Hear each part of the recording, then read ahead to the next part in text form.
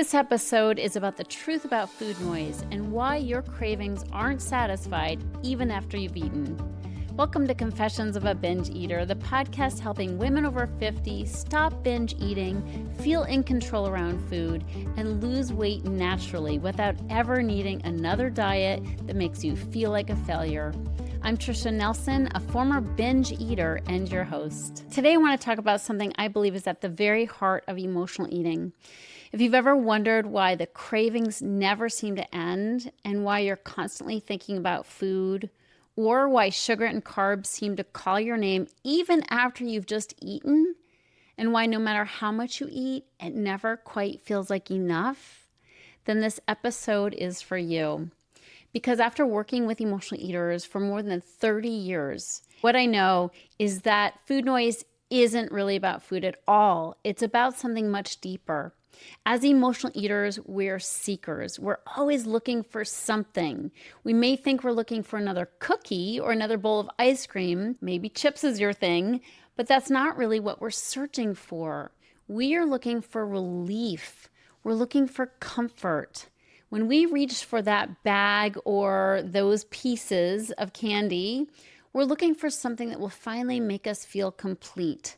We're telling ourselves that when we lose the weight, we'll finally feel better about ourselves. Then, when we lose the weight and discover that while our body may have changed, that deep feeling inside has not.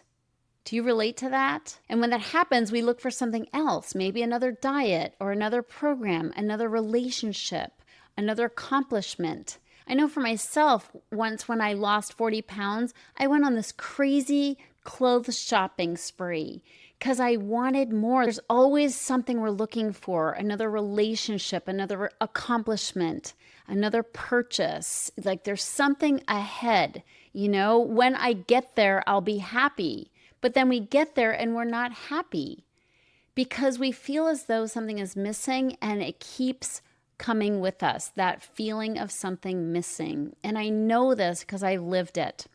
From the outside, my life looked perfectly fine. I had friends, I had people who loved me, I had opportunities. There wasn't any obvious reason why I should feel so empty. Yet inside, there was this ache I couldn't explain. It was like something was missing and I couldn't put my finger on what it was. I know you know what I'm talking about. I felt somewhat separate from other people even when I was surrounded by them. I could be at a party laughing and talking with everybody else, yet somehow I'd still feel alone. Have you ever experienced that? You're in a room full of people, but you feel totally alone. Physically you're there. These people love you, but you still feel disconnected. I actually liken it sometimes to Bewitched, her mother. Remember her mother, like Glendora or I don't know, Glenn something. And she was up in the corner of the room looking down and making commentary.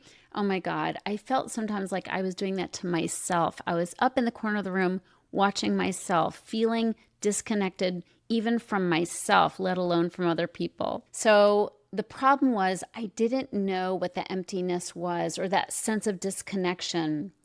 And I tried to feed it. I actually went to food to try to fix it. Food was my comfort. Sugar was my companion. Carbs were my relief. Every time I ate, I experienced a little burst of pleasure, a little hit of dopamine, a temporary feeling of comfort. But the ache that quieted down momentarily came back, and the food noise really never truly stopped. Before long, that emptiness came back, and with it came the cravings. So I'd eat again, believing that maybe this time it would finally satisfy me. Of course, it never did.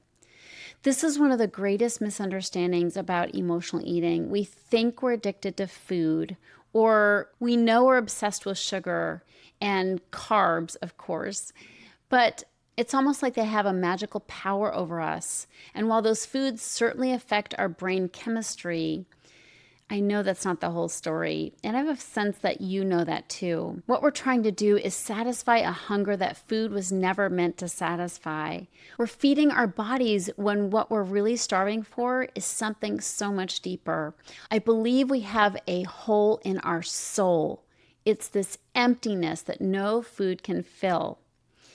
Now, I'm not saying there's something wrong with your soul, of course. I'm saying there's a part of us that longs for something deeper than what the material world can give us. I sometimes refer to it as a God-shaped hole.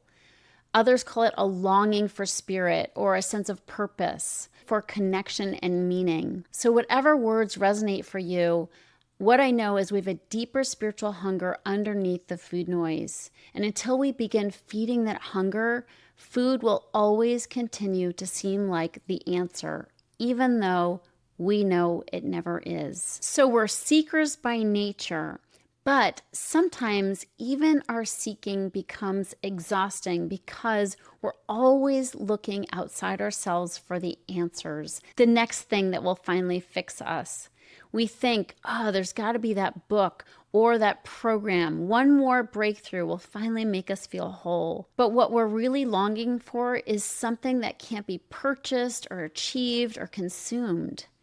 You know, for me, my healing began when I stopped asking, how do I stop eating, and started asking a much more important question. And that is, what am I really hungry for? That question changed everything. Because the answer was almost never food. It seems obvious now, right? Sometimes I was hungry for rest. Sometimes I was hungry for love, probably all the time.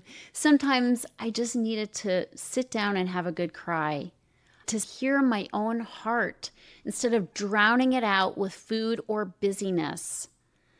I've also learned that the things which truly nourish my soul don't usually come with a big announcement or fireworks. They're much quieter than that.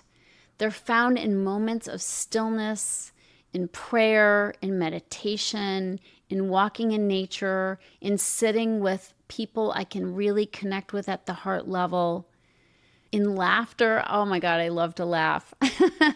But it's really in allowing ourselves to be loved, and most importantly, in remembering that we're never as alone as we think we are. That's what we're really craving, a sense of oneness. You know, the soul longs for connection, and food gives us temporary relief. The soul, our soul, longs for lasting peace. And that's why diets don't work for emotional eaters. Diets tell us what to eat and what not to eat, but they never ask what we're really, truly hungry for. You know, they can teach us the food rules, they can tell us about calories and points and macros and meal plans, but they don't teach us how to soothe the loneliness, the emptiness, the shame, the grief. They don't teach us how to connect with our divine spirit. They focus only on the symptom instead of the source of our problem. And as long as we're treating food as the problem, we'll keep missing the real invitation that our cravings are offering us. I really don't believe your food cravings are the enemy. I believe they're messengers. They're trying to tell you that some part of you is longing to be nourished. The tragedy is that we've spent so many years thinking that we're hungry, and we forget to look beneath that sense of hunger and recognize what's actually going on. You know, every uncomfortable emotion gets interpreted as, I need something to eat. But what if that's not what your heart is asking for? What if your food noise is simply your soul whispering, please pay attention to me? So the next time you hear that familiar voice telling you to head to the pantry or the freezer, instead of immediately asking yourself, what do I want to eat? Please pause and ask a different question.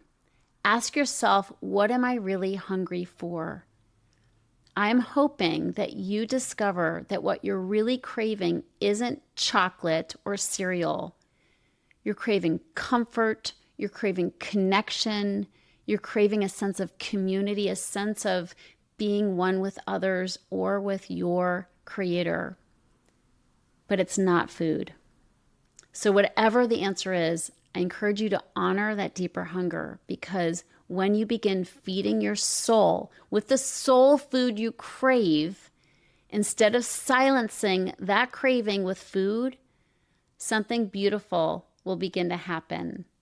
The food will start losing its grip on you, not because you've become more disciplined or you've developed more willpower, but because you're finally giving yourself what you've truly been searching for all along. Food noise isn't really about food. It's the sound of a deeper longing asking to be heard. And when we stop trying to fill our emptiness, that hole in our soul, with food, and begin nourishing our hearts, our spirits, and our souls, healing becomes possible. And that's the journey we're on together here. If this episode resonated for you, I invite you to take the first step on your healing journey. Go to healyourhunger.com and you'll find a quick quiz which will tell you if you're an emotional eater or a food addict or somewhere in between, by giving you a personalized score and next steps for how you can begin your healing journey. I'm so excited to support you on healing your heart and feeding your soul. Thanks so much for listening, and I'll see you on the next episode of Confessions of a Binge Eater.